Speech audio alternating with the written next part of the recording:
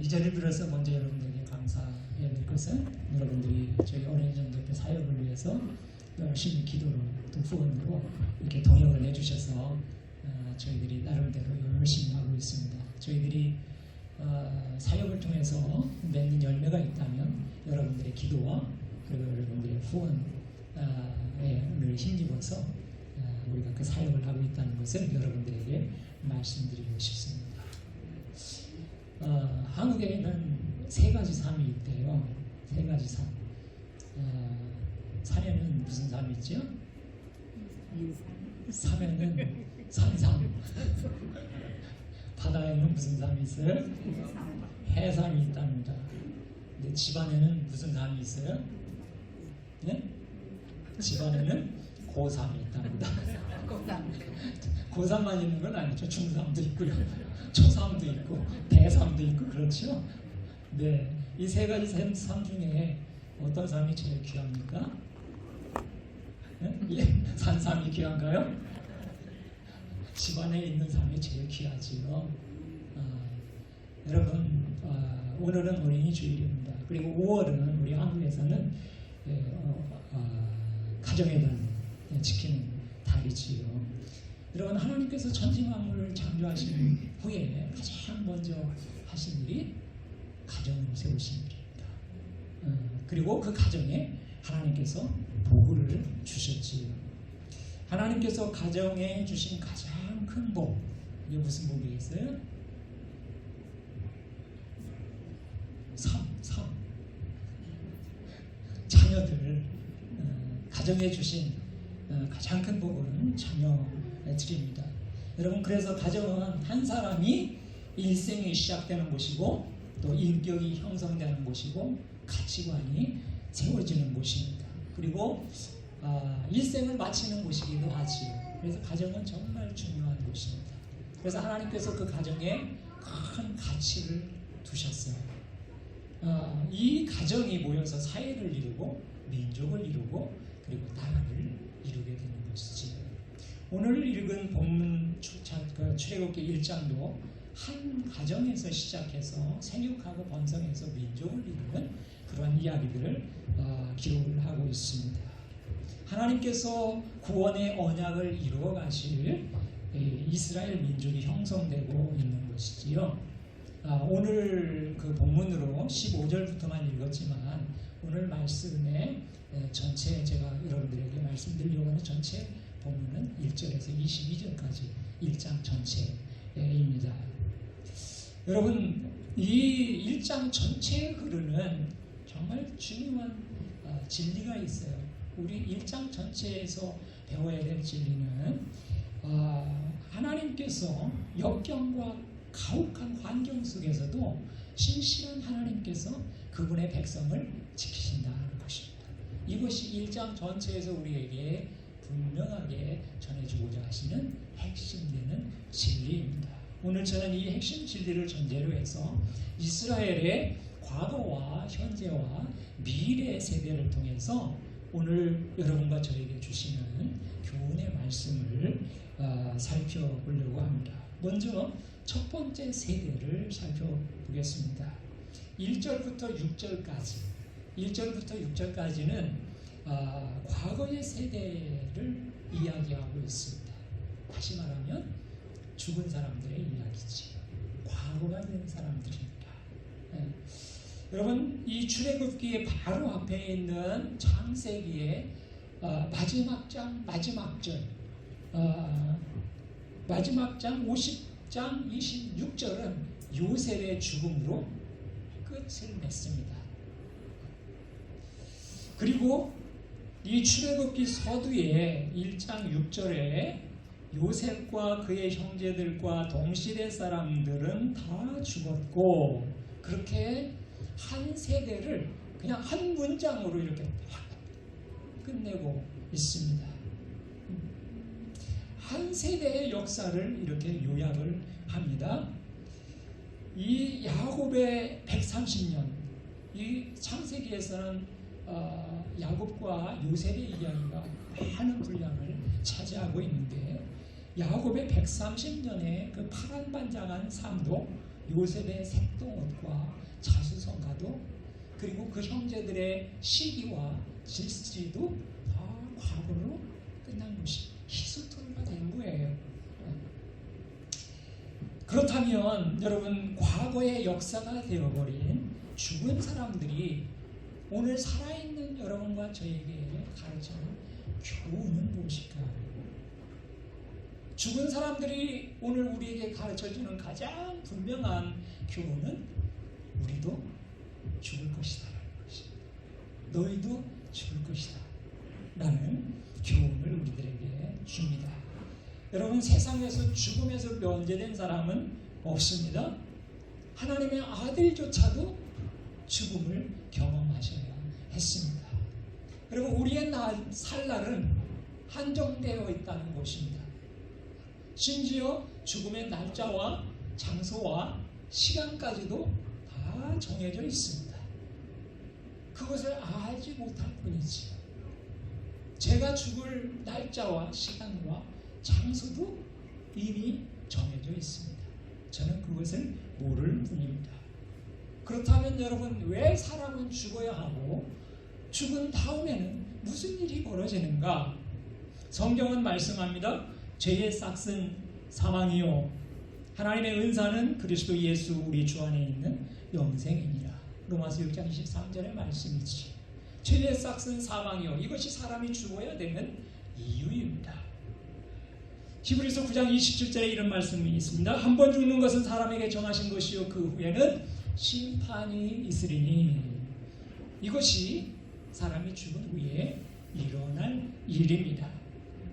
여러분, 살았던 삶을 근거로 해서 하나님의 심판이 있다고 그렇게 말씀하고 있는 것입니다. 그렇기 때문에 여러분, 죽음은 끝이 아니라 새로운 시작이 되는 거죠. 죽음은 새로운 삶으로 들어가는 문이라고 하는 것입니다. 죽음은 누구에게나 오는 것이지만 그리스도 안에 있는 사람에게는 오히려 복이 되는 것입니다. 아멘입니까? 여러분, 네덜란드의 사제이고 예일대학과 하버드 대학에서 학생들을 가르쳤던 헨리 나윈은 그 죽음을 이렇게 말했어요. 죽음은 상실이자 가장 큰 선물이다. 여러분, 죽은 이를 떠나보내고 남아있는 사람들에게는 그것이 상실이 되겠지만 죽음 당사자에게는 가장 큰 선물이 된다는 거예요. 왜요? 그리스도 안에 죽은 사람은 자신이 이 땅에서 살면서 평생 사모했던 그 하나님의 나라에 들어가는 것이기 때문에 가장 큰 선물이다라고 그렇게 말한 것입니다. 때문에 여러분, 죽음은 그리스도 안에 있는 사람에게 두려움이 아니라 소망이 되는 것입니다. 이것이 부활의 신앙을 가진 성도들의 축복이지요. 또한 이것이 살아있을 동안에 예수 그리스도를 믿고 하나님의 은혜 안에서 믿음으로 살아가야 될 이유가 되기도 합니다. 여러분, 죽은 사람들이 가르치는 또 다른 교훈이 있다면 그것은 죽은 다음에는 내 삶을 고쳐서 쓸 수 없다는 거예요. 삶은 번복되지 않는다는 것입니다. 다시 말하면 살아있는 사람은 죽은 사람들을 보면서 내 삶을 가치 있게 가꾸어야 된다는 것입니다.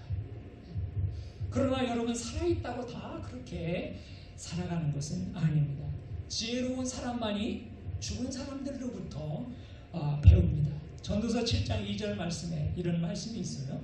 초상집에 가는 것이 잔치집에 가는 것보다 나으니 모든 사람의 끝이 이와 같이 됨이라. 산 자는 이것을 그의 마음에 둘지니라. 무슨 말씀이에요? 산 사람은 늘 죽음을 생각하고 살아간다, 그런 말씀입니다. 그래서 사도 바울은 다음과 같이 권면합니다. 에베소 5장 15절에서 17절에 그런즉 너희가 어떻게 할 것을 자세히 주의하여 지혜 없는 자 같이 말고 오직 지혜 있는 자 같이 하여 세월을 아끼라. 때가 악하니라. 그러므로 어리석은 자가 되지 말고 오직 주의 뜻이 무엇인가 이해하라.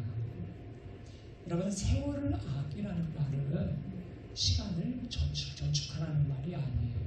시간은 병 속에다 담아서 보관을 할 수가 없습니다. 세월을 아끼라는 말은 기회를 살아, 기회를 놓치지 말아라, 그런 뜻입니다. 그것을 지혜라고 말합니다. 여러분, 세월을 아끼라는 말은 기회를 미루지 말라고 하는 말씀입니다. 구원받을 수 있는 기회, 사랑할 수 있는 기회, 용서할 수 있는 기회, 화해할 수 있는 기회, 섬길 수 있는 기회, 사랑할 수 있는 기회, 이 기회를 뒤로 미루지 말라는 말입니다. 놓치지 말라는 말씀입니다. 왜냐하면 죽은 후에는 더 이상 그 기회가 주어지지 않기 때문입니다. 그리고 그 기회를 미루지 말아야 될 이유는 우리에게 그 죽음이 언제 다가올지 알 수 없기 때문입니다. 오늘이 그 기회라는 것입니다. 여러분이 사랑해야 될 사람이 있으면 오늘 그 사랑을 해야 되고, 용서해야 될 사람이 있으면 지금 그 용서를 해야 되고, 화해를 해야 될 사람이 있으면 지금 화해를 해야 된다고 하는 것입니다. 그것이 세월을 아끼는 것입니다. 그것이 기회를 사는 것입니다. 여러분, 이것이 죽은 자들이 우리에게 가르치는 교훈입니다. 그렇다면 우리가 살아있을 동안에 우리는 어떻게 살아가야 될까요? 두 번째 세대를 통해서 배우게 됩니다. 7절에서 16절까지, 7절에서 16절은 기성세대로 살아가는 사람들의 이야기입니다. 오늘 본문에 살아있는 사람들, 기성세대들의 이야기이지요. 다른 말 말하면 저와 여러분들의 이야기인 셈입니다. 본문은 각기 다른 인물들의 삶을 보여주고 있습니다. 여러 명의 인물들이 나오죠. 그 가운데 첫째로 우리는 막연한 두려움에 사로잡혀 있는 하나님을 알지 못하는 그 지배자 애굽의 왕 바로를 볼 수 있습니다. 여러분, 이스라엘 백성들의 숫자가 점점 늘어나게 되는 것을 두려워한 바로는 그 무고한 이스라엘 자손들을 학대하고 태어나는 남자들을 죽이라고 하는 그런 파괴적인 정책을 실시를 합니다. 여러분, 두려움이 어떻게 불의와 고통으로 이어질 수 있는지를 분명하게 보여주고 있습니다. 여러분, 두려움은 현실을 바로 보지 못하게 하고 그릇된 결정을 내리게 합니다. 두려움은 믿는 사람들에게도 찾아오지요. 여러분은 두렵게 하는 것이 있습니까? 여러분이 두려워하는 것은 무엇입니까? 어떤 분이 그러대요. 어렸을 때는 사자가 두려웠는데 이제 성인이 되고 나서는 사람이 두렵다. 사람한테 하도 배워보니까 사람이 두렵다. 여러분이 두려워하는 것은 무엇입니까? 건강 때문에 두려워하십니까? 알 수 없는 미래에 대한 두려움입니까? 노후의 문제가 두렵습니까? 영주권이나 비자 때문에 걱정이 되십니까? 재정 문제입니까? 자녀들의 문제 때문에 두려워하십니까? 깨어진 관계가 여러분들을 두렵게 만듭니까? 여러분, 우리는 살아있는 동안에 두려워하는 상황을 안 만날 수는 없습니다. 그런 환경과 상황을 만나지 않을 수는 없어요. 문제는 그 두려움의 때에 어떻게 해야 되는가 하는 것입니다. 여러분, 우리는 다윗으로부터 두려움에 대처하는 아주 명쾌한 방법을 배울 수 있습니다. 다윗은 시편 56편 3절에 내가 두려워하는 날에는 주를 의지하리이다. 같이 한번 읽어보시겠어요? 앞에 화면에 있습니까? 시작. 내가 두려워하는 날에는 내가 주를 의지하리이다. 그렇습니다, 여러분. 정신분석학자인 메링거 박사는 두려움의 원인을 분석을 하고 이렇게 말했습니다. 사람들이 왜 두려워하는가? 그 이유는 자기 자신에게 집중하고 몰두하기 때문이다. 여러분, 다시 말하면 하나님 중심이 아닌 자기 중심적인 삶이 두려움을 불러오고 두려워하는 상황에 더 두렵게 만든다는 그러한 말입니다. 하나님은 모든 두려움의 상황에서 우리를 구원하시는 분이십니다. 성경은 거듭거듭해서 두려워하지 말라고 말합니다. 저는 세워보지 않아서 모르겠지만 어떤 분은 그런 말을 합니다. 두려워하지 말라고 하는 명령이 365번이나 나온다고요. 여러분, 정말 성경에는 두려움이라고 하는 단어가 500번 이상 나옵니다. 그럼에도 불구하고 하나님은 거듭 두려워하지 말라고 말씀하십니다. 하나님은 여러분을 두렵게 만드는 그 문제나 대상들보다 훨씬 더 크신 분이시기 때문입니다. 여러분, 두려울 때에는 다윗처럼 하나님을 의지하시기 바랍니다. 하나님을 바라보시기를 바랍니다. 여러분, 살아있는 사람들 가운데는 무고하게 고통당하는 하나님의 백성들이 있습니다. 애굽 왕 바로의 학대와 억제 정책으로 억울하게 까닭없이 고통을 당하는 하나님의 백성들이 오늘 본문에 나옵니다. 그렇다면 여러분, 하나님의 백성들이 이유모를 고통으로 신음할 때 하나님은 어디에서 무엇을 하고 계실까요? 8절에서 16절 사이에 혹독한 그 고통의 현장에 하나님이라고 하는 단어조차도 나오지 않습니다. 여러분, 이러한 때에, 그러한 상황에 사람들이 묻는 질문이 있지요. 하나님, 내가 고통당할 때 하나님은 어디 계셨습니까?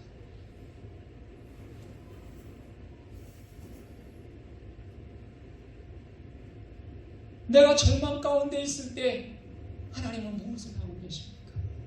하나님, 내 사정을 알지 못하십니까? 하나님께서 하나님의 백성들을 잊으신 것일까요? 그렇지 않습니다. 여러분, 오늘 본문의 말씀에서도 신실하신 하나님은 여전히 그 백성들을 돌보고 계심을 우리가 배우게 됩니다. 11절과 12절 말씀을 보시기 바랍니다. 감독들을 그들의 위에 세우고 그들에게 무거운 짐을 주어 괴롭게 하여 그들에게 바로를 위하여 국고성 비돔과 람셋을 건축하게 하니라. 중요한 단어가 여기 있습니다. 그러나 학대를 받을수록 더욱 번성하여 퍼져가니. 20절에도 그런 말씀이 있습니다. 그 백성은 번성하고 매우 강성하니라. 여러분, 여전히 간섭하시고 하나님의 백성을 돌보시는 그분의 손길을 간접적으로 설명하는 말씀들입니다. 암암리에 주시는 그 하나님의 은혜를 우리들에게 보여주는 말씀입니다. 여러분, 하나님은 지금도 동일하게 역사하시는 분이십니다. 우리 눈에 보이지 않고 느껴지지 않을지라도 하나님은 여전히 돌보고 계신다는 것입니다.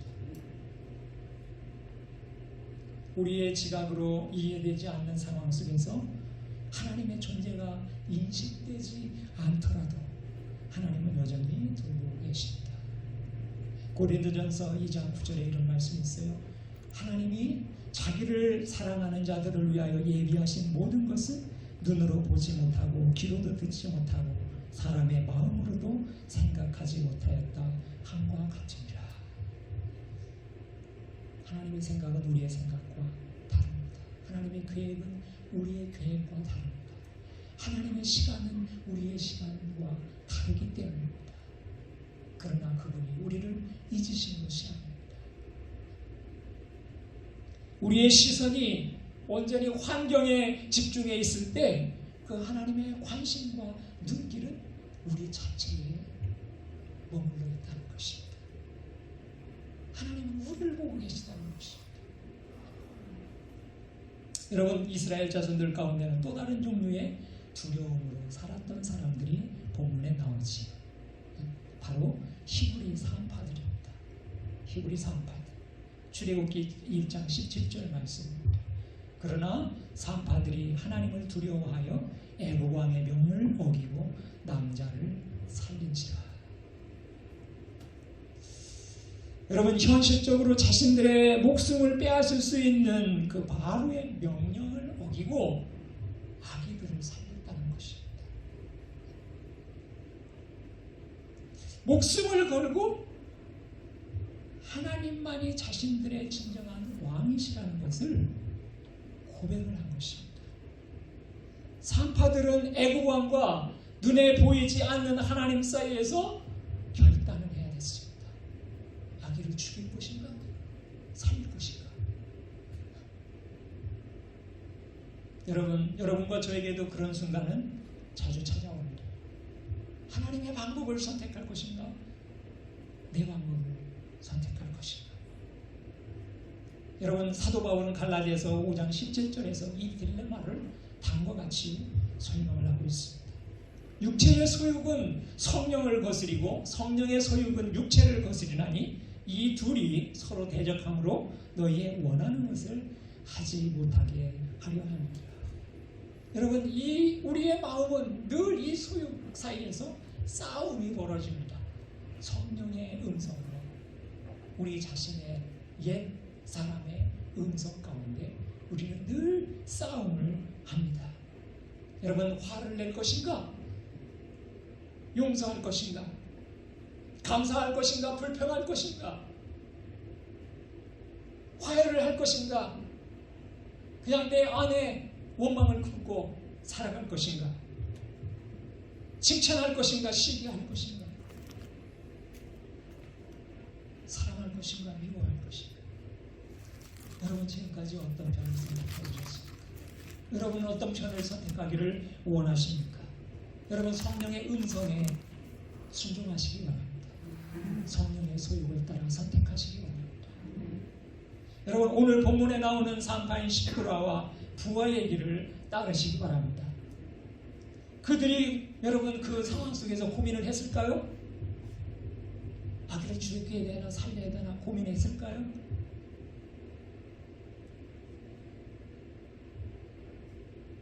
당연히 고민을 했겠지요. 그런데 다행히도 그들은 믿음의 결단을 내리고 하나님을 위해서 모험을 감행을 했습니다. 그 결과가 무엇이지요? 그 결과가 무엇이에요? 개인적으로는 그들의 가정이 하나님의 은혜로 왕성해졌다. 성경은 그렇게 기록을 하고 있습니다. 그런데 여러분, 그보다 더 크게 민족적으로 이스라엘의 미래 세대를 구원한 것입니다. 미래 세대를 구원한 것입니다. 여러분, 이스라엘의 미래 세대는 위기 속에 태어나는 세대입니다. 17절에서 22절까지 나오는 세대이지요. 여러분, 본문에서 우리는 태어나자마자 삶과 죽음의 기루에 놓인 아기들을 봅니다. 16절에 기록된 바로의 명령이 이렇습니다. 너희는 히브리 여인을 위하여 조산할 때에 살펴서 남자여든 죽이고 여자여든 그는 살게 두라. 얼마나 잔인한 명령입니까? 이 바로의 명령이 수행된다면 막 태어난 이스라엘의 미래는 죽은 목숨이에요. 이스라엘의 미래가 끊기는 것입니다. 그런데 그들의 목숨은 하나님을 믿는 기성세대에 달려 있었다고 하는 것입니다. 여러분, 바로의 시대와 마찬가지로 이 땅에 태어나는 모든 어린이는 삶과 죽음의 기로에 있습니다. 다시 말하면 세상의 모든 어린이는 영적 생명을 가지지 못한 채 죄 가운데 죽은 가운데 태어난다는 것입니다. 여러분, 매일 세상에 태어나는 어린이 중에 70%는 불신자 가정에서 태어납니다. 그렇다고 나머지 30%가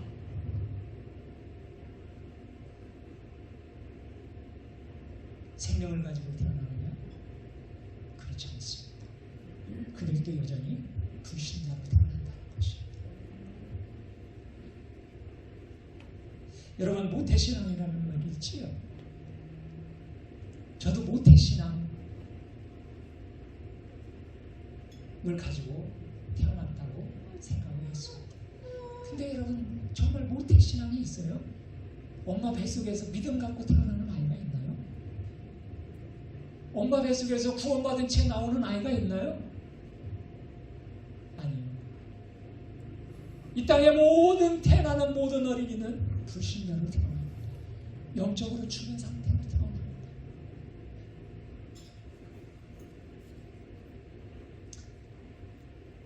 다시 말하면 그들은 죄인의 신분으로 구원의 필요를 가지고 태어난다는 것입니다.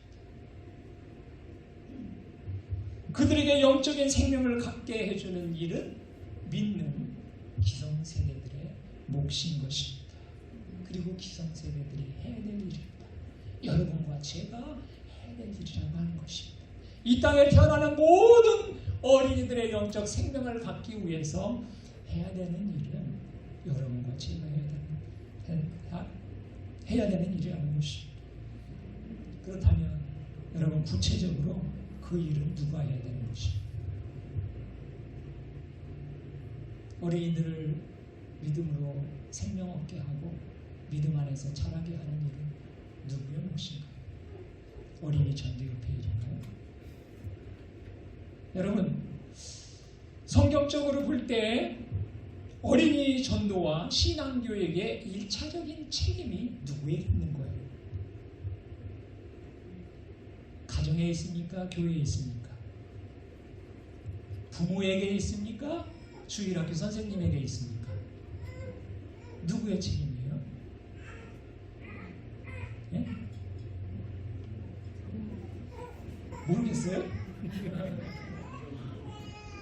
성경에 아이들의 영적 생명과 양육은 주일학교 교사가 책임져라 그런 말씀이 있어요? 아니요, 그런 말씀 없습니다. 교회가 책임져라 그런 말씀 없습니다. 그것은 가정의 몫입니다. 엄마 아빠의 몫입니다. 엄마 아빠의 책임입니다.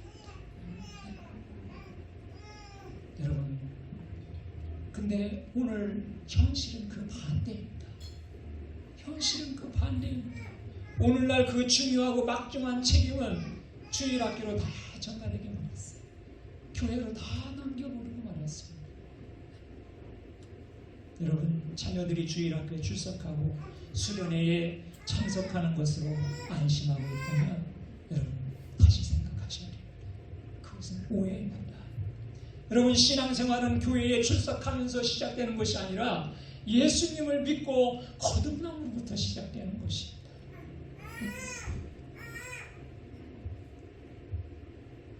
내 아이는 과연 영적인 생명을 가지고 있는가?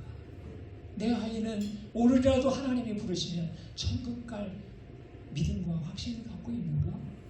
여러분, 부모로서, 할아버지, 할머니로서 여러분들이 그것을 점검하셔야 됩니다.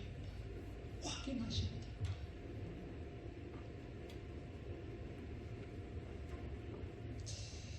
여러분, 모든 그리스도인 부모는 자녀에게 육체적인 출생만이 아니라 예수 그리스도를 통해서 주어지는 두 번째 생애를 갖게 해야 될 책임이 있는 사람들입니다. 여러분이 영적인 산파가 되시기를 주님의 이름으로 부탁을 드립니다. 여러분, 자녀들에게 하나님께서 그들을 사랑하심을 말해주시기 바랍니다. 예수님께서 그들을 위해서 십자가에 죽으시고 부활하셨음을 가르치시기 바랍니다. 그 예수님을 마음에 모셔드릴 때 죄를 용서받고 하나님의 자녀가 된다는 그 놀라운 축복을 아이들에게 알려주시기 바랍니다. 그리고 생명을 얻도록 인도하시는 부모님들이 되시기를 바랍니다. 그리고 그런 주일학교 선생님들이 되시기를 축복합니다. 여러분, 어린 시절은 하나님의 구원의 선물을 받기에 가장 좋은 기회입니다. 통계에 의하면 86%가 14살 이전에 예수님을 영접했다는 통계가 있습니다. 예수님은 천국에서 누가 큰 자인지 묻는 제자들의 질문에 한 아이를 가운데 세우시고 이렇게 말씀하셨습니다. 이 소자 중에 하나라도 이루어지는 것은 하늘에 계신 너희 아버지의 뜻이 아니니라. 여러분, 우리 아이는 어리기 때문에 아직 얼마든지 앞으로 기회가 있을 것이라고 믿고 있다면 그것은 큰 오해입니다. 그것은 잘못 생각하고 있는 것입니다. 여러분, 이 땅에 태어나는 사람은 모두 순서대로 태어나지만 이 땅을 떠나는 때는 순서 없이 떠나는 것입니다. 우리 아이들이 내 자녀가, 내 아들, 딸이 언제까지 내 옆에 있어줄 것인가 아는 분은 오직 하나님 분이십니다.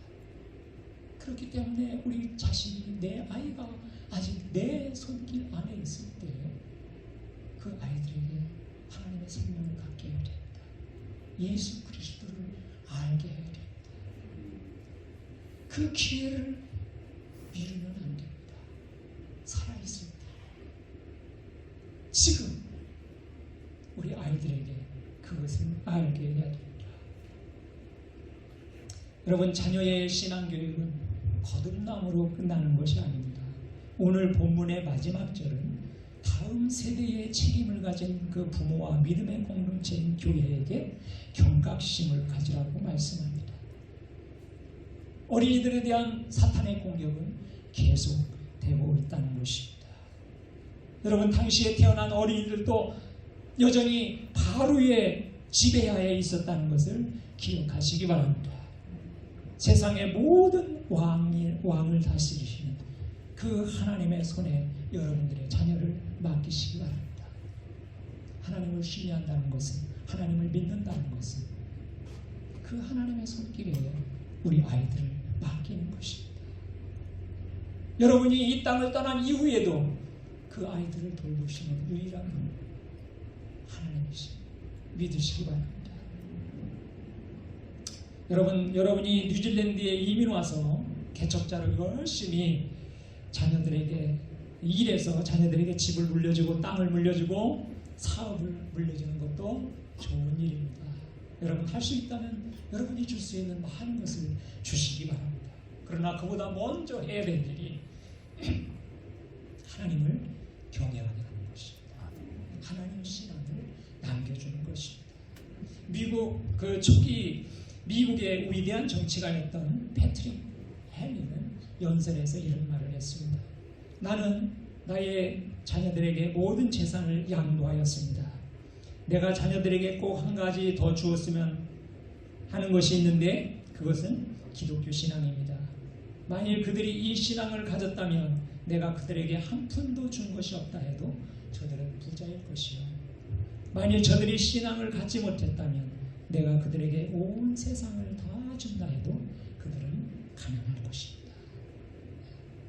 여러분, 자녀들에게 어떻게 믿음의 유산을 남겨줄까 하는 이 문제는 자녀들을 어느 학교에 보내고 어떤 직업을 갖게 할 것인가 하는 문제보다 더 중요하고 더 진지하게 고민해야 되는 문제입니다. 왜 그런가요?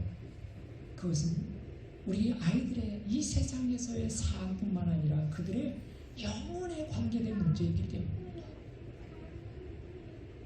여러분, 우리도 언젠가는 과거의 세대가 될 것입니다. 우리가 살아있는 동안 다음 세대에 전해줘야 될 가장 가치 있는 그 유산은 하나님을 참되게 알게 하는 것입니다. 여러분, 우리가 과거 세대로부터 전해 듣고 배우고 믿는 그 하나님의 신앙을 다음 세대에 전해줘야 되는 것입니다. 하나님의 구원 계획은 태어나는 미래 세대를 통해서 계속됩니다. 고통받는 이스라엘을 향한 하나님의 구원이 그 구원 계획을 이룬 것은 위기 속에 태어난 그 아기 모세를 통해서였다는 것을 여러분 기억하셔야만 됩니다. 여러분의 교회와 가정과 이 뉴질랜드의 전체의 미래도 오늘의 어린이들과 태어나는 미래 세대들에게 달려 있습니다. 여러분, 결론의 말씀을 맺겠습니다. 죽은 자를 통해서 배우고 살아서 기회를 가지고 있을 때 진정한 왕이신 하나님을 위해서 믿음의 결단을 감행하는 교회가 되시길 바랍니다. 성도님들이 되시길 바랍니다.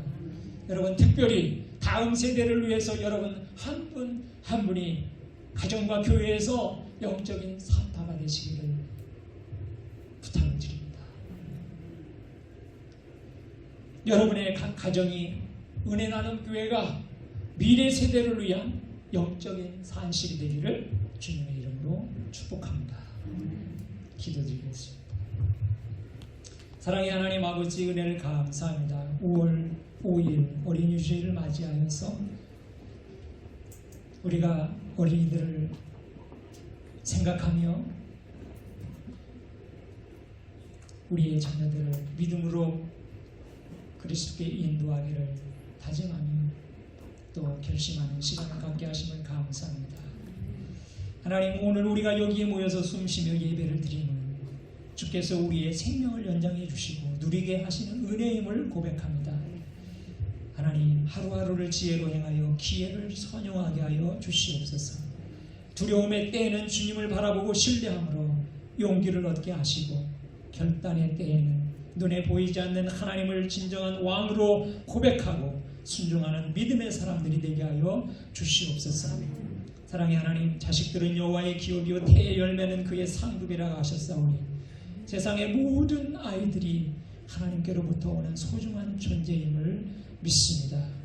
자녀들은 우리의 소유가 아니라 하나님께서 우리에게 맡기신 하나님의 자녀들임을 깨달아서 주님의 뜻에 합당하게 전도하고 양육하는 부모와 교회가 되게 하여 주시옵소서. 그리하여 다음 세대가 우리고 남기고 간 자리에서 하나님을 섬기며 예배하는 자녀들이 되게 하여 주시옵소서.